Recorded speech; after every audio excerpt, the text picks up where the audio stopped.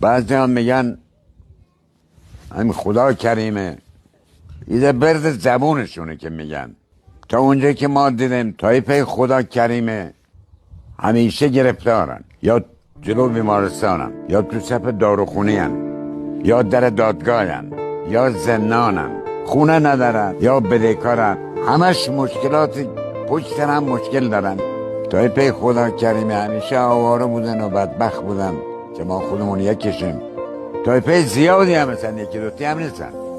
وقت اونه هم که نزول میدن، اونه هم که به امر خدا نیستن، اونا بیشتر ما دیدیم تو رفاهیم، هیچ ناراحتی هیچ مشکل هم برشون رخ نمیده. طایفه خدا کریمی هم همیشه یا از دکتر میان یا میخوان برن دکتر، یا عقب آمبولانس میرن یا عقب آمبولانس برمیگردن میان.